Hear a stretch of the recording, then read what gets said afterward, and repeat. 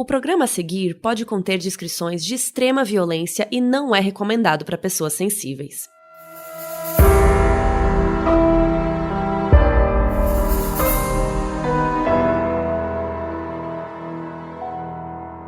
Oiê, aqui é a Carol Moreira. E aqui é a Mabê. E hoje a gente vai falar de um caso brasileiro que aconteceu tem mais de 20 anos. Mas até hoje faz parte do imaginário popular. Sim, a gente tá falando do Maníaco do Parque, um dos serial killers mais conhecidos do país, que agiu nos anos 90. Ele atraía mulheres pro Parque do Estado, lá na zona sul de São Paulo, e depois agredia, abusava, assassinava e até praticava necrofilia. Hoje a gente vai contar a história do Francisco de Assis Pereira, o Maníaco do Parque.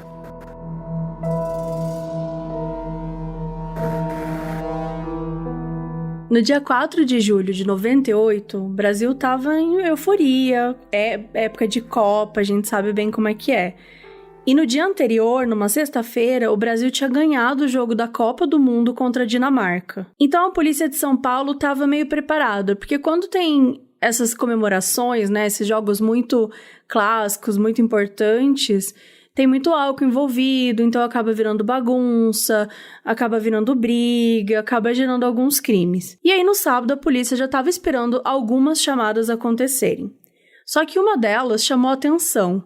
No Parque do Estado, lá perto do zoológico, entre a divisa de São Paulo, capital, com a cidade de Diadema, um corpo foi encontrado. Era uma mulher que ela estava já em estado de decomposição bem avançado. E ela tinha os cabelos ondulados e escuros e estava vestindo só uma calcinha. E aí foi chamado o Departamento de Homicídios e Proteção à Pessoa e eles começaram a investigar o local e, assim, já estava meio evidente que era um assassinato. Quando começaram a analisar a cena do crime e toda a área ao redor, eles descobriram mais um corpo a mais ou menos uns 5 metros ali na mata. Pensa que era muito mato, gente, então não é que tava, tudo ali, né, fácil de ver. Então, eles foram investigando e descobriram esse outro corpo. E dessa vez, era mais macabro ainda. Era uma outra mulher que também estava pelada, mas estava de bota nos pés. E o bizarro é que ela estava de 4. O corpo estava meio encostado de um jeito que parecia que ela estava de 4, assim. E esse corpo não estava tão decomposto. Parecia que o crime tinha acontecido há um dia, pelo menos. E nesse corpo conseguiram identificar várias mordidas na barriga, na parte interna das coxas, nos seios e também na vagina. A polícia não encontrou testemunhas ou nenhuma outra prova ali no local do crime. Os corpos foram enviados para o IML, o Instituto Médico Legal, e eles seriam a base dessa investigação, né, já que eles não tinham mais nada. E uma coisa que intrigou muito a polícia é que o assassino nem tinha se dado ao trabalho de enterrar os corpos. Ele largou essas mulheres ali no meio da mata de qualquer jeito. Para a polícia, era claro que o criminoso era um exibicionista. Ele queria que alguém encontrasse esses corpos. Isso foi no sábado, né? E aí, na segunda noite, pouquinhos dias depois, outra chamada foi feita à polícia. Tinham encontrado mais 2 corpos lá no Parque do Estado. Eram mais 2 mulheres, e elas também só estavam de calcinha. E as 2 estavam em estado avançado de putrefação. De novo, não tinha nada ao redor, não acharam nenhum tipo de documento, não tinha bolsa, roupa, enfim. E assim, isso é muito ruim, porque dificulta a identificação das vítimas. E sem saber quem eram as vítimas, fica muito mais difícil encontrar o responsável, investigar, né, saber de onde partir e tudo mais. Ou saber, enfim, quando que desapareceu, essas coisas que sempre ajudam na investigação. E agora a polícia estava super preocupada, porque a gente está falando de 4 corpos de mulheres, todas praticamente nuas, encontradas na mesma região do Parque do Estado. Então, muito provavelmente, tinha sido por um único assassino, e ele era um serial killer. E se você tá curtindo esse episódio, a gente quer aproveitar para te dar uma dica muito legal, porque tá chegando um podcast novo de crimes reais aqui no Brasil, que se chama Case File. O podcast original australiano começou lá em 2016 e já teve mais de 400 milhões de views. O apresentador é misterioso, anônimo mesmo. E assim, eles fazem muito sucesso lá fora. E, gente, o primeiro episódio é sobre o Pedrinho Matador, que é um assassino brasileiro bem famoso, que não tem episódio aqui no Modus, então a gente recomenda que vocês ouçam lá. O episódio tá muito bom. Serão 10 episódios nessa primeira temporada de estreia e eles vão manter esse narrador misterioso, só que agora brasileiro. E a gente vai deixar o link na descrição aqui do nosso episódio, mas você também pode entrar em casefilepodcast.com/português, tipo português e um E no final, português. E é a primeira vez que o Casefile tá fazendo uma versão em uma língua que não é inglês. Então, assim, se você curte podcast, tipo Mods e tal, você vai poder ouvir também agora em português o Casefile. Toda terça e quinta tem episódio novo, então vão lá. Na terça, 7 de julho, a mídia estava enlouquecida. Já tinham saído em todos os jornais as notícias sobre um tal de maníaco do parque, que foi o nome que foi dado a esse suposto serial killer. Então, 3 cadáveres foram enviados para um IML. Só que esses corpos estavam muito decompostos e alguns até faltavam umas partes, gente, que devem ter sido atacadas por animais ali da mata e tal. E tudo isso dificultava descobrir como elas tinham morrido. Provavelmente elas já estavam mortas há 1 mês ou mais. Foi feito um exame de raio-x que identificou que não tinha balas, projéteis, nos corpos, então elas não tinham morrido com tiros. E 2 das vítimas tinham os dentes rosados, que pode ser um indicativo de morte por asfixia ou estrangulamento. E pela arcada dentária, conseguiram estipular que uma das vítimas devia ter no máximo 17 anos e as outras 2 deveriam ter entre 18 e 25 anos. E as 3 mulheres tinham os cabelos compridos e escuros. Em caso de serial killer, a gente sabe como é que é importante saber o perfil das vítimas, porque se existe algum, depois eles precisam elaborar. Isso ajuda na hora de criar esse perfil do criminoso. E o 4º cadáver, ele foi enviado para um outro IML diferente desse primeiro aí, que enviou esses outros 3 corpos. E o 4º corpo era o que a morte era mais recente. E ali, eles esperavam que algum parente da vítima aparecesse. Esse corpo eles conseguiram analisar melhor, porque dava para ver todas as marcas. E ela tinha sido morta por esganadura e tinha muitas mordidas e 10 hematomas. Foi encontrado esperma na região anal e vaginal, o que mostrava que ela tinha sido estuprada. E constataram que as mordidas foram feitas com a vítima ainda viva, porque tinham algumas áreas avermelhadas em volta das marcações dos dentes. Isso é algo que acontece antes de morrer. Com tudo isso, a polícia conseguiu estabelecer que o assassino não deveria ser alguém tão mais velho que essas vítimas, que ele teria no máximo os 35 anos. Porque se ele tivesse muito mais, ele talvez não conseguisse se comunicar ou fazer com que elas se sentissem confortáveis para seguir ele até aquele lugar.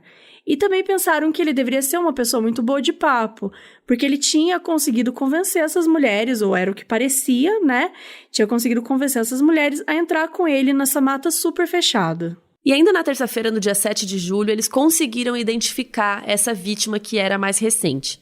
Ela era Selma Ferreira de Queiroz, de 18 anos. Seus pais apareceram no IML falando que a filha deles tinha sumido no dia 3, no dia do jogo do Brasil contra a Dinamarca. Ela foi fazer um exame demissional porque ela tinha sido demitida do emprego e o médico então lembra a hora que ela foi lá, que ela foi fazer o exame. Mas ela saiu de lá umas 3h30 e depois disso ninguém nunca mais viu a Selma. O pai contou que conforme o tempo foi passando, eles foram achando estranho, porque a Selma tinha combinado de ver o jogo em casa com a irmã dela, mas ela não tinha chegado. No dia 5, o pai da Selma foi em uma delegacia e registrou que ela estava desaparecida. E uma amiga da família ficou em casa ao lado do telefone esperando, caso alguém ligasse com alguma informação.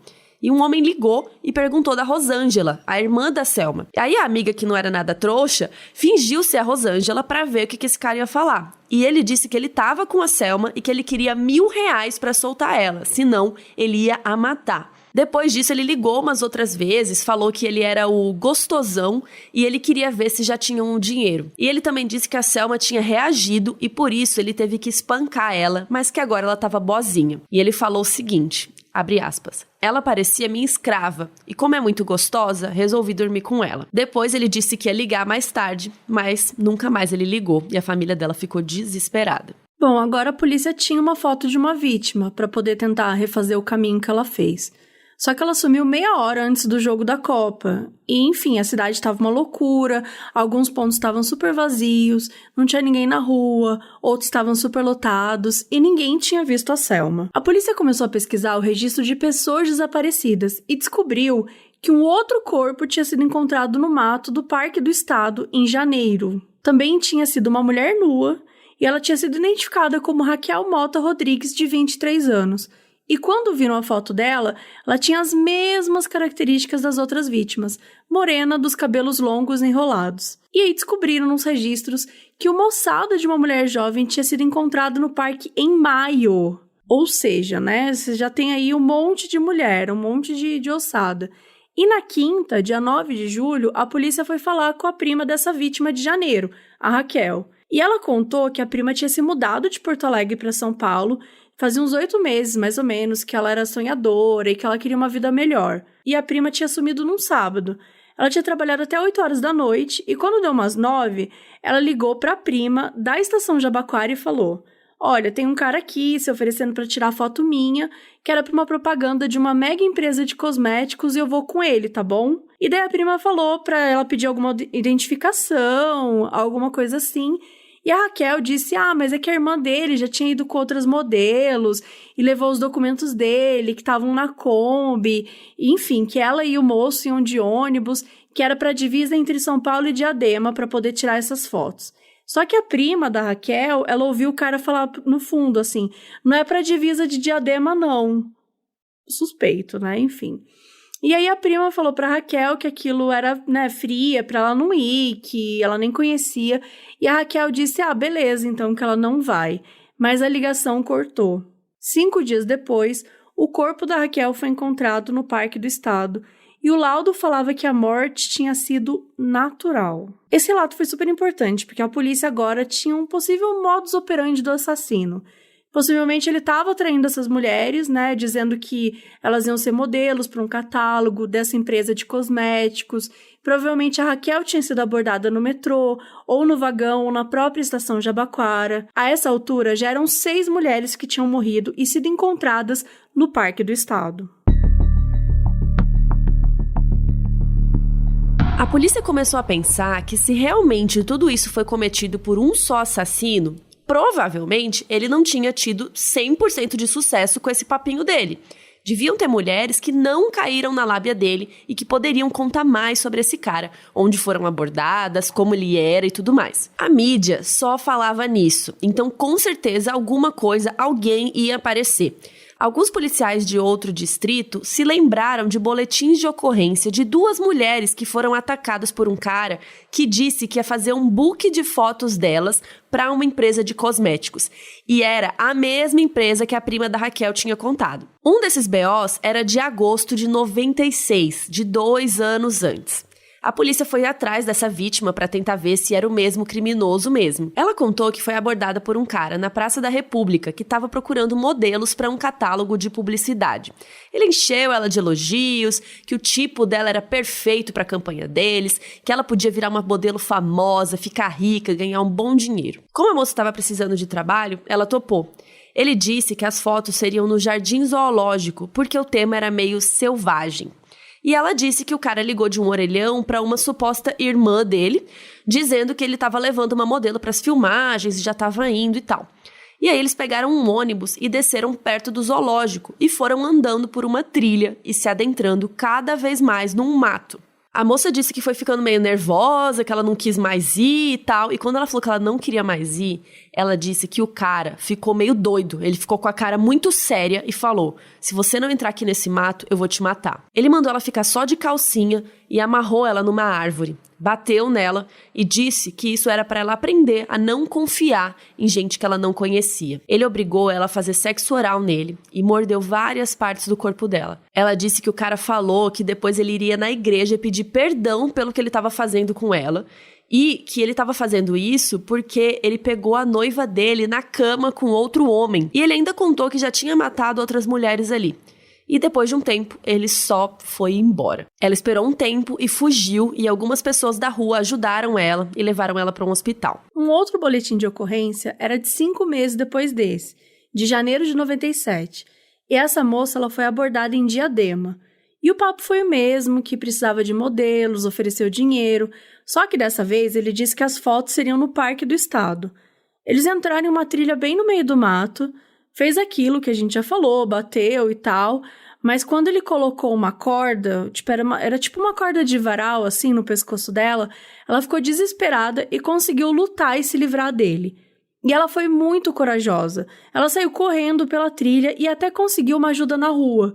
Só que ela teve que ficar 3 dias internada no hospital depois disso para se recuperar desses ferimentos.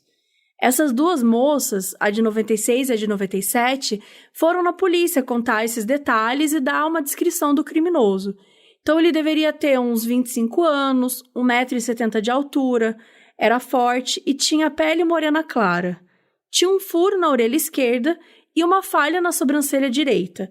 E também ele tinha umas marcas de espinha no rosto. A polícia criou um retrato falado do suspeito, mas ele tinha uma cara meio comum demais. Isso fez com que aparecesse tanta gente falando que tinha visto ele em tanto lugar diferente que a polícia não conseguiu evoluir muito daí. E tudo isso era retratado pela mídia o tempo todo, até fora do Brasil. A ideia de ter um serial killer em São Paulo era assustadora. O José Rubens Mainente trabalhava na TV Bandeirantes como repórter cinematográfico nessa época. Ele é pai do André Brant, nosso amigo e marido da Foquinha. E a gente perguntou para ele como é que foi trabalhar reportando esse caso. O dia a dia era muito exaustivo, que você ficava lá o dia inteiro no terreno ali perto do zoológico, que é onde ele levava essas meninas, segundo a polícia, e a gente ficava lá. A polícia ia lá tentar achar alguma coisa, a gente também via atrás. Aí um delegado que era amigo de um repórter dava um furo para outra emissora ou para você mesmo. A gente ficava ali, tinha que fechar uma matéria todo fim de tarde, né? Toda noite para mostrar no telejornal, entendeu? Era exaustivo, porque você não tinha nada e tinha que inventar moda lá, ficar procurando uma fonte que falou isso, um vizinho que acha que viu a moto dele passar, que acha que a menina que viu ele saindo do mato. Então cada dia era uma história e tinha que o mercado pedia, todo mundo consumia essa notícia e tinha que dar notícia dessa história toda noite tinha uma matéria grande a respeito, entendeu? Não tinha nada de novidade, mas a gente ficava tentando achar alguma coisa, entendeu? No terreno tinha camisinha jogada, já falava que era dele, esse tipo de coisa assim, entendeu? A mídia toda em cima, link, né? Esses caminhões que ficavam tudo lá na porta, lá tudo ao vivo, lá no terreno. Entra o repórter de uma emissora, entra de outra, aí vê a notícia de um, eu tomei furo porque aquele lá sabia daquilo, a gente não sabia, esporro de chefe, como é que você não sabia? O outro deu, você não deu. A gente se sentia mal, né? Porque você tem que dar notícia, você não pode misturar o em casa com o serviço, entendeu? Senão você começa a achar que todo mundo é o maníaco do parque, né? É complicado, mas aí você vai levando, vai pegando, adquirindo experiência nas matérias, no que você está fazendo, e você divide bem, entendeu? Acabou a matéria, você entregou o material, você pega teu carro, tua moto, vai para casa e tá 0-0, né? Só no dia seguinte você vai pensar nisso, senão você pira, né?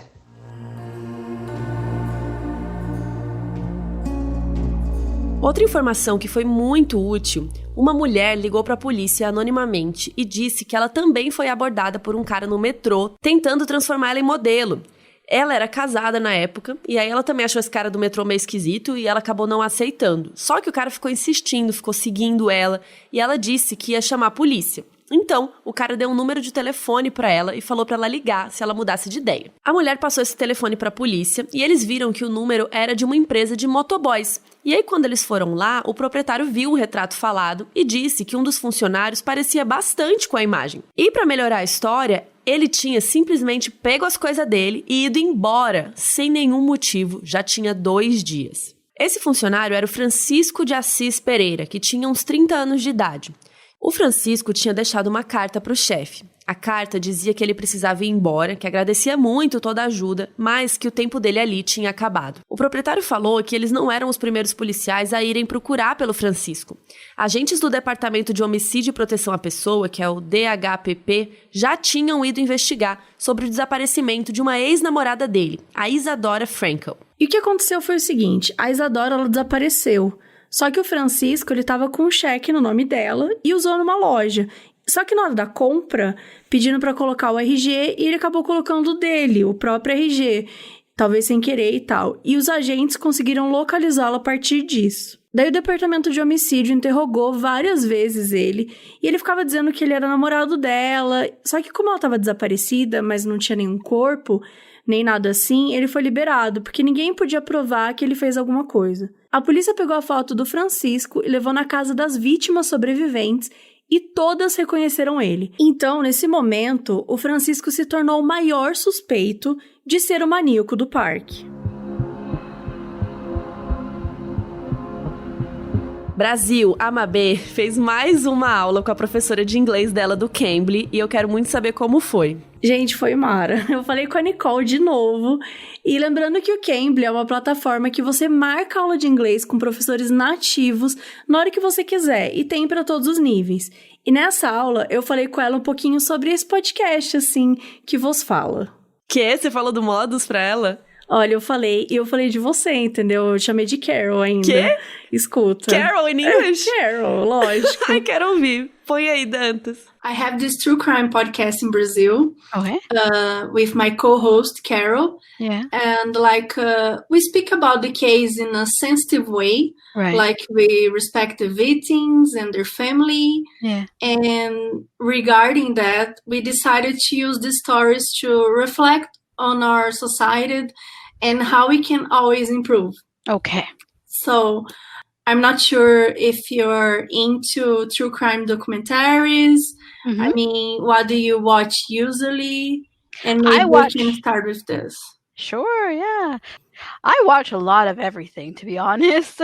I love watching like true crime stories because you want to find out who did it in the end. Oh, nice. I love watching history, action, whatever is on TV, I'm game for. And I always said, até aí, tudo bem.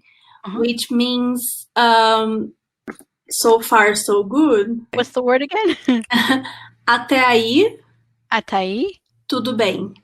Tudo bem. Yeah. Okay. So Does that far, sound so okay? good. Yeah, it's really good. All right, excellent. Eu não creio que você ensinou ela a falar até aí tudo bem, estou em choque. Óbvio. Gente, eu precisava, assim, mais um pouquinho com ela, eu já ia ensinar o não fale na presença, aliás, só fale na presença do advogado em português. Você podia ensinar pra ela o que é polígrafo. Polígrafo. E, gente, ainda tá rolando a Black Friday do Cambly, que tem planos anuais Cambly e o Cambly Kids por 50% de desconto no site. Tem planos a partir de R$ 65. Cambly é C-A-M-B-L-Y. Só que a promoção só vai até 27 de novembro. Então, assim, já anota aí, já cata esse cupom que é Modus 50. Modus normal e 50 de numerozinho, 5 e o 0. E o link vai estar na descrição do episódio, como sempre, e nas nossas redes sociais.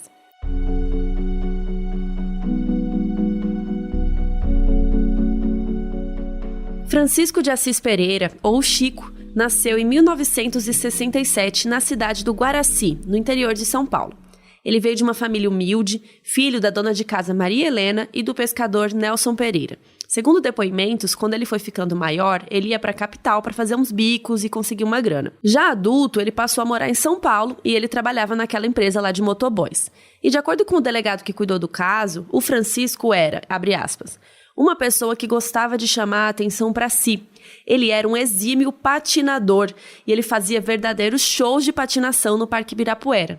Tanto que ele recebeu o apelido de Chico Estrela. Trabalhava como motoboy, tinha uma vida normal, era querido pelas pessoas de seu convívio, tanto no trabalho quanto no parque. Fecha aspas. Mas, de vez em quando, ele podia assumir uma postura muito violenta.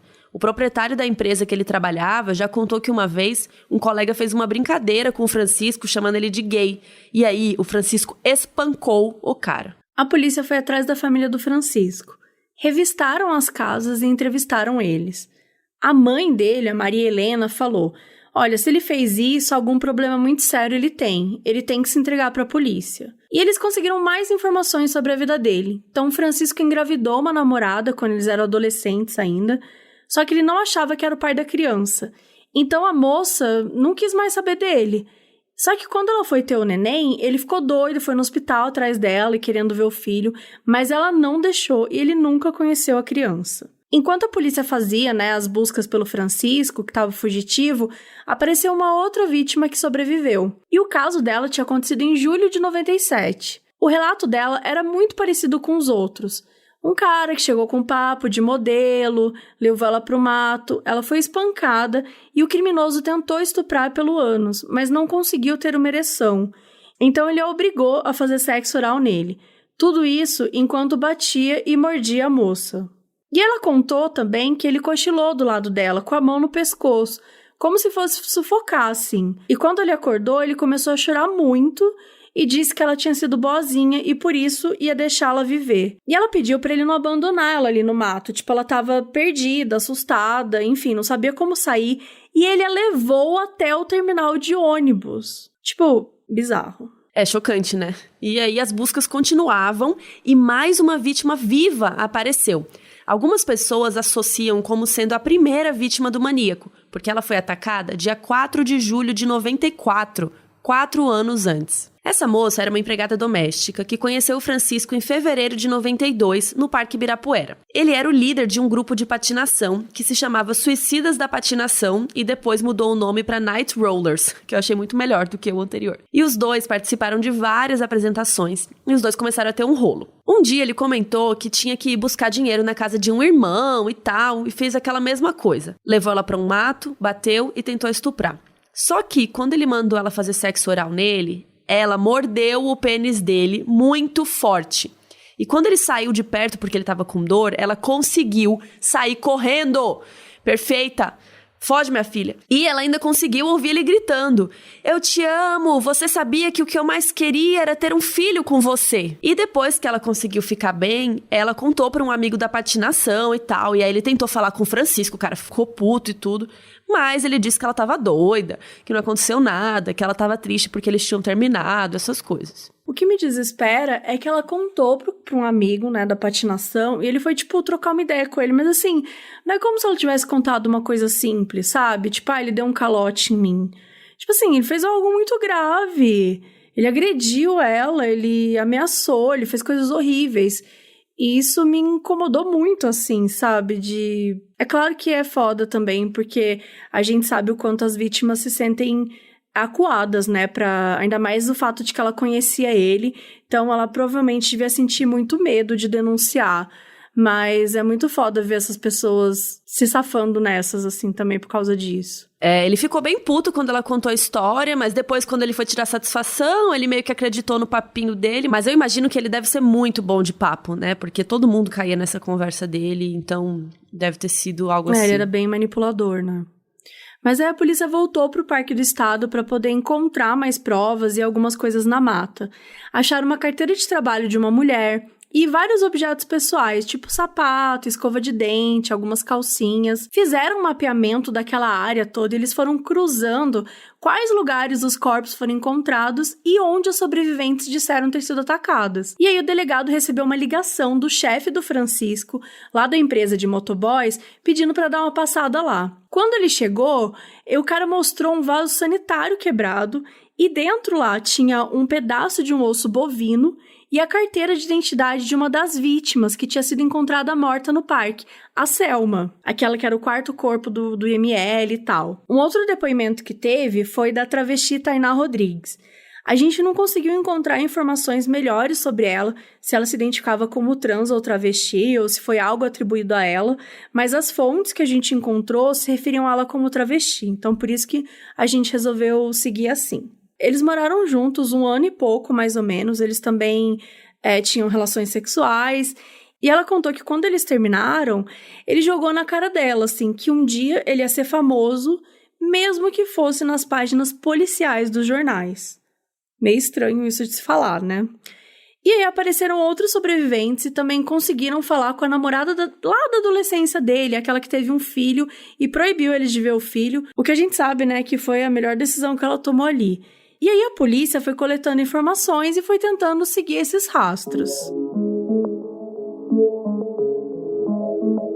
Foram 23 dias de buscas até que o Francisco foi encontrado em Itaqui, no Rio Grande do Sul, e foi preso. Essa cidade tem uma fronteira do Brasil com a Argentina e ele tinha viajado uns dias fugindo. Ele tinha passado pelo Paraguai, pela Argentina e tinha voltado para o Brasil nessa cidade aí de Itaqui. O Francisco chegou lá dizendo que ele se chamava Pedro e pedindo abrigo em troca de qualquer serviço que eles precisassem. E ele ficou lá por uma semana, onde ele conheceu o pescador João Carlos Vilaverde. Ele tinha visto a foto do Francisco na televisão como lá procurado.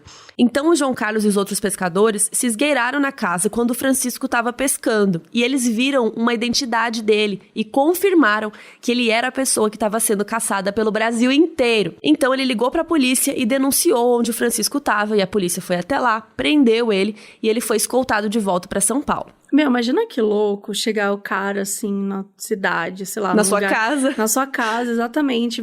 Isso às vezes acontece muito em filme, né? Às vezes até coisas que são reais, ou enfim, coisas que são fantasiosas, mas de estar uma pessoa falando com você e depois aparecer na televisão e as pessoas olham, nossa, essa pessoa acabou de passar aqui...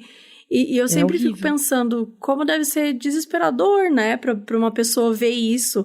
Saber que ela tá tão próximo de uma pessoa tão perigosa, tão violenta. Deve ser bem intenso. Não, imagina você saber que é um amigo seu. Imagina, a Mabê some e aí tá lá na polícia, a Mabê procurada. Ai, fala, não. O quê? A Mabê, ela é ótima, gente boa, ela faz como podcast assim? Comigo, como assim? É, deve ser desse jeito, cara. Essas Deve pessoas ser. são Deve manipuladoras, ser né? São atores, atrizes. Total.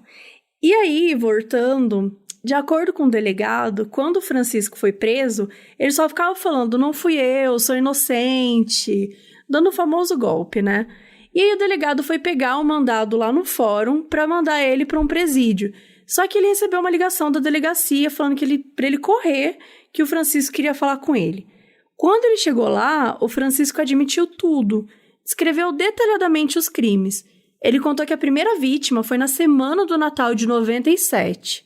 Ele abordou uma moça no metrô, lá na estação Jabaquara. Ela tinha passado o Natal, né, na casa dos patrões e estava indo passar o Ano Novo com a família. E aí ele abordou ela e tal, e levou ela para o parque, violentou e estrangulou. E de acordo com o delegado, o Francisco não tinha uma periodicidade, assim, específica de assassinatos. Não tinha um cronograma do tipo uma morte por semana. Ele acordava com aquela vontade, com aquele desejo, e ele ia lá e fazia, e tentava com alguma pessoa e tal. E ele contou também que ele ficava horas e horas deitado com o corpo das vítimas, beijando, acariciando.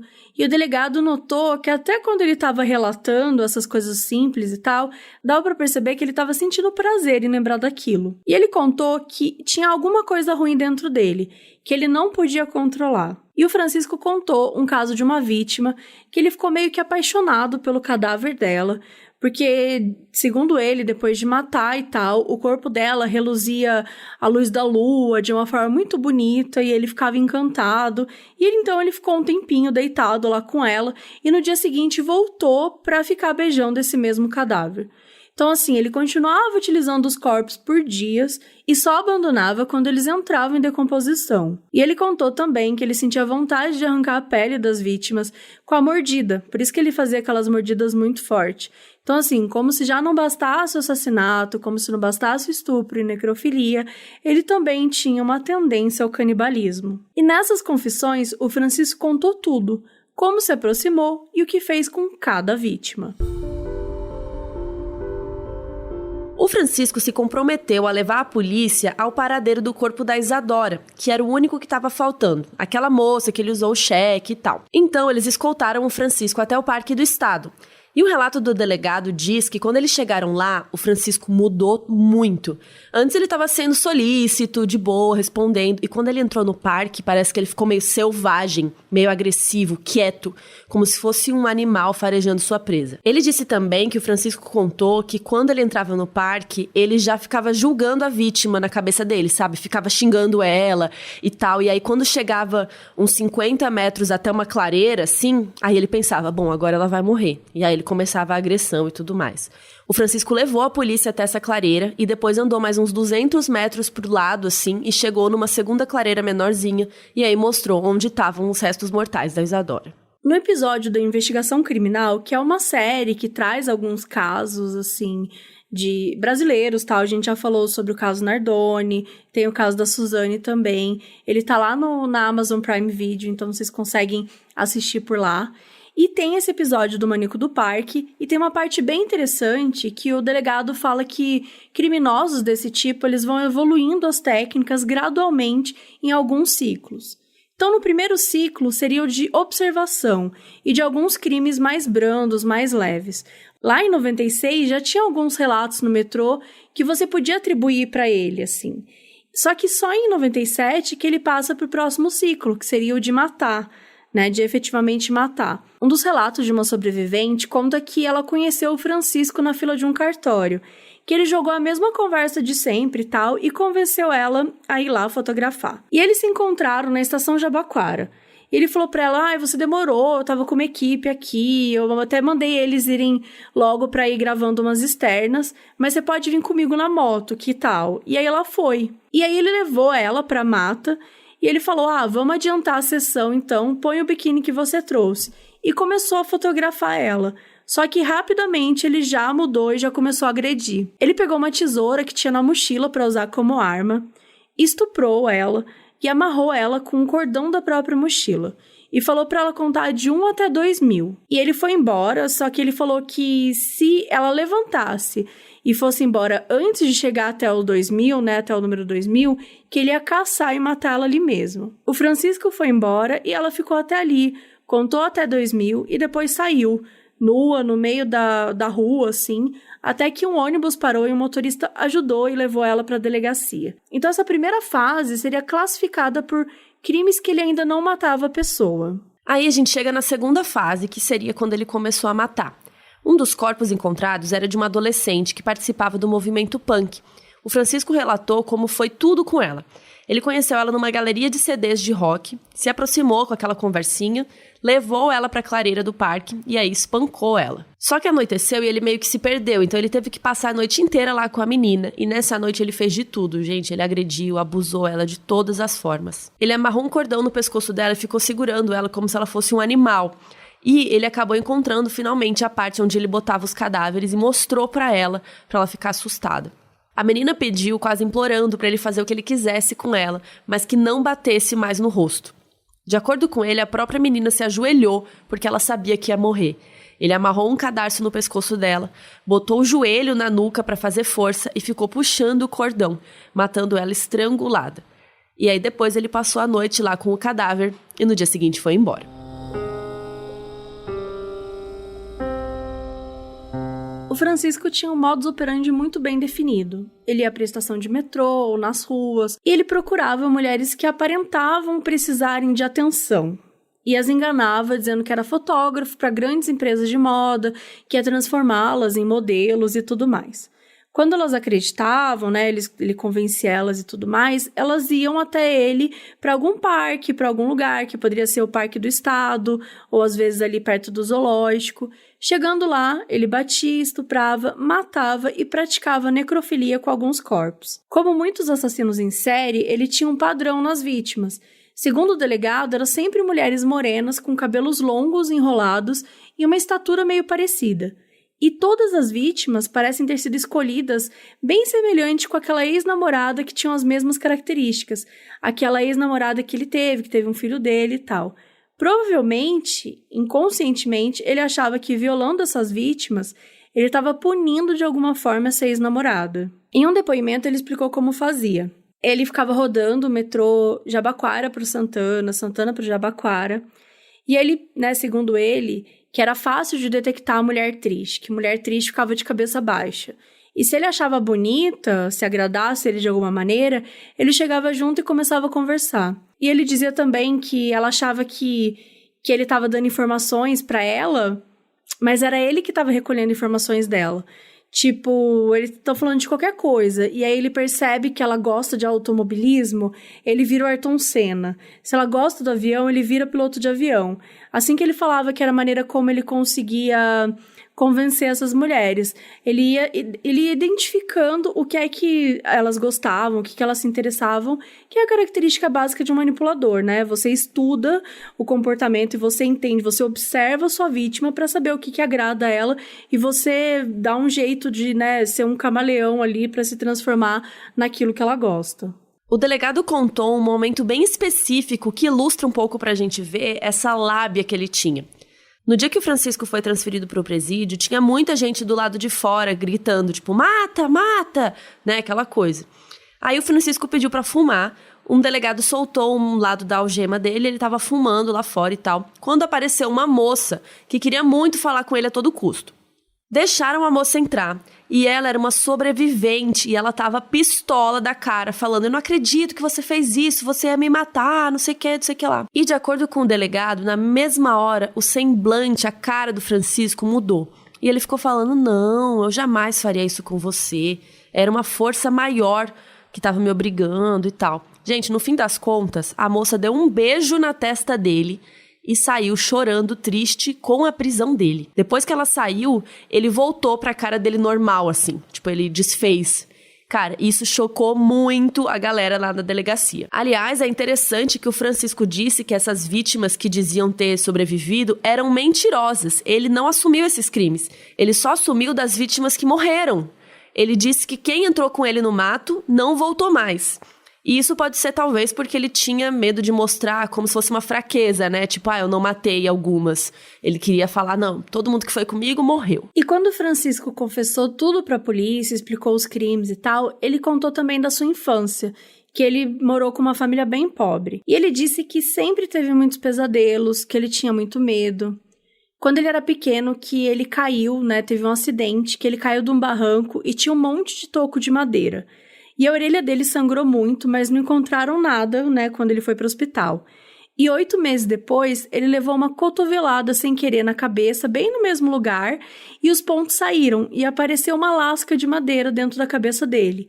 Então, assim, segundo ele, essa lasca de madeira teria ficado na cabeça dele durante 8 meses. E outra coisa muito importante que pode ter influenciado na formação psicológica dele é que quando ele era criança, segundo ele foi molestado por uma tia, que ele chama de Diva, que é a irmã caçula da mãe do Francisco. E ela é 14 anos mais velha que ele, então, por exemplo, quando ele tinha 5, ela tinha 19. É uma diferença de idade, assim, absurda. Em 98, depois desse depoimento, a Diva ela foi encontrada e ela foi entrevistada pela Folha de São Paulo e negou todas as acusações. Ela disse que o Francisco é maluco, que ela sempre foi namoradeira, mas que nada a ver com parente e tal. E aí ela diz, abre aspas, talvez ele queira me possuir, me ter como namorada, mas eu não estava sabendo, fecha aspas. E ele também disse que um tio materno tentou estuprá-lo diversas vezes, e que esse tio falava para ele fazer umas coisas com ele em troca de bala e dinheiro quando ele era criança.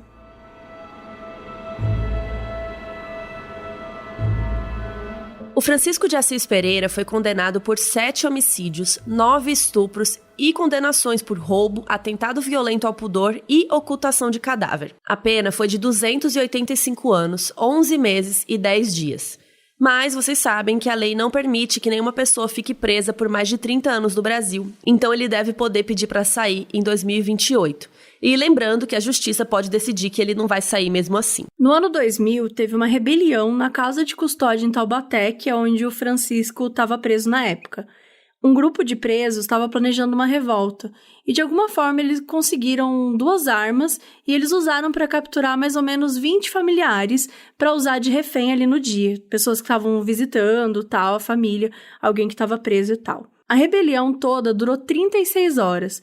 E levou à morte de 9 presos, 3 deles decapitados. Erroneamente, foi noticiado que o maníaco do parque era um desses que tinha sido morto, por colegas que estavam no comando da situação.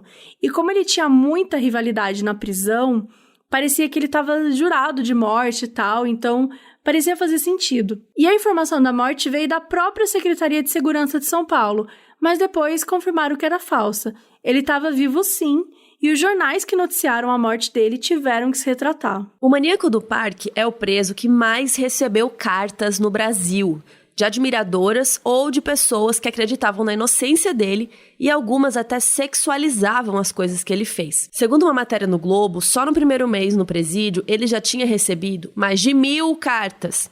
Inclusive, em 2002, ele se casou com uma mulher de Santa Catarina que era super admiradora dele, chamada Marisa Mendes Leve. Ela é pós-graduada em História e tem ascendência judaica. E ela conheceu o Francisco pelas reportagens sobre os crimes dele e começou a mandar cartas. E ele começou a responder e os dois se casaram. Mas, gente, desculpa, eu não aguentei, eu tenho que rir um pouco, porque ela se divorciou dele porque ela achava que ele era violento, que ele tinha comportamentos estranhos e atitudes agressivas. Amada? Aí, em 2010, a Época fez uma matéria sobre as diversas admiradoras do Maníaco do Parque, que escreveram cartas para ele.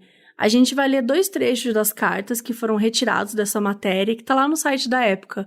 O nome da matéria é As Maníacas do Parque. Nome de muito mau gosto, sim, por sinal. E cada trecho... sensacionalismo. O famoso sensacionalismo. E cada trecho é de uma admiradora diferente. Abre aspas.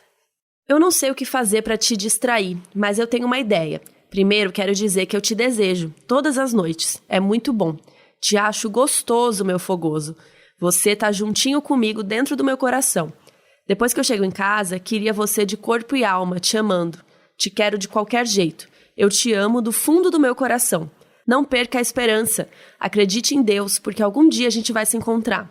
Sei do seu comportamento doentio, por isso quero que fique calmo. Fecha aspas. A outra carta, abre aspas. Fico irritado em ver comentários sobre o seu caso. Saio de perto porque alguns entendem o que digo e outros não.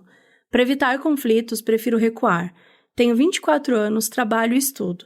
Ao vê-lo, parece que a minha alma gravou sua imagem. Não dá para esquecê-lo. Ao lembrar-me de você, meu coração dispara. É como o conhecesse há muito tempo. Tenho carinho por você. Deus deve ter o colocado em minha vida em forma de missão. Fecha aspas. É chocante, né? Mas essas mulheres encantadas não eram as únicas pessoas a se conectarem de alguma maneira com o Maníaco do Parque. O jovem Jonathan Celestrino se identificava tanto com o Francisco que ele resolveu fazer o quê? Virar um serial killer. Ele acabou ganhando o apelido de Maníaco da Cruz e ele matou 3 pessoas no Mato Grosso do Sul e foi preso aos 18 anos. O nome veio do fato dele deixar as vítimas numa posição como se elas estivessem sendo crucificadas. Em depoimentos, ele afirmou que o Maníaco do Parque foi a maior inspiração dele. Inclusive, ele tinha como meta matar mais pessoas do que o maníaco matou quando tinha a idade dele. Inclusive, aguardem que em breve teremos um episódio sobre o Maníaco da Cruz. Desde 2009, o Francisco está preso na penitenciária de Iaras. Em 2018, ele foi entrevistado e mostraram fotos das vítimas para ele para ver como é que ele reagia. Essa entrevista é bem chocante, assim. E ele tá bem calmo, bem tranquilo. Ele fala delicadamente, essa aqui é bonita. Essa fulana eu lembro dela. Como assim? Se estivesse comentando, sei lá, de uma amiga, alguma coisa do tipo. E ele falou também que todos eram vítimas, que inclusive ele. Porque ele era vítima de um mal. E elas foram vítimas desse mal que se apossou dele. E aí, quando perguntam, sobre o que diria para as famílias das vítimas, se tivesse chance, ele fala para se cuidar, para ter fé, assim como ele estava tendo. Que a sociedade toda devia se cuidar, porque essas influências negativas que se apossaram dele poderiam se apossar de qualquer outra pessoa. E ele fala que ele tem plena certeza de que ele está apto para voltar a viver em sociedade, que a palavra de Deus convenceu que ele é sim uma pessoa normal. E para fechar com chave de ouro, o jornalista pergunta, se ele tem vontade de ter filhos e tal, e ele fala que ele quer ter um monte de filhos, porque ele é apaixonado por crianças, principalmente por meninas. A gente vai colocar um pedacinho aqui pra vocês ouvirem. Esse era um chapéu dourado. Ela é bonita? É bonita. Essa aqui? Era bonita. Conversava bem? Conversava. Mas você conversava melhor, né? Eu tinha. Qual o ser humano que não tem uma lábia? Ela foi pra Mata do Estado também? Foi. E você a matou como? Enforcada também? Aconteceu a mesma tragédia. Enforcada. Mas você não a mordeu? Uma matéria do UOL que saiu em julho de 2020 trouxe várias informações novas de como tem sido a rotina do Maníaco do Parque hoje em dia. Os guardas da prisão falaram que ele é uma pessoa super isolada, não fez amigos muito lá dentro, e ele gosta muito de passar o tempo sozinho tricotando, fazendo crochê e lendo a Bíblia. Até o início do ano, ele trabalhava numa oficina lá na prisão. Ele ajudava a fazer roupas e sapatilhas para os bailarinos. Só que esse projeto foi fechado, então ele começou a fazer artesanato e vender para os parentes de outros prisioneiros nos dias de visitação. Mas, por causa da Covid, né, as visitas acabaram sendo interrompidas, então desde março ele está sem nenhuma atividade que dê algum dinheiro para ele. No geral, é dito que ele tem um bom comportamento, que ele não se envolve com brigas, e ele divide a cela com mais 11 prisioneiros, sendo que não tem cama para todo mundo. Mas, como ele já está preso há bastante tempo, tem uma certa hierarquia, né? E ele está mais acima, então ele sempre dorme na cama. Disseram que ele é bastante sedentário, que ele não gosta de praticar muitas atividades físicas e, por causa disso, ele teria ficado obeso. E para entender mais sobre o Francisco, que ficou conhecido como o Maníaco do Parque, tem esse episódio que a gente já comentou da série Investigação Criminal, disponível no Prime Video. Foi uma das bases para a escrita desse episódio. E também a gente usou o livro Caçado ao Maníaco do Parque, da Luísa Alcade e Luiz Carlos dos Santos.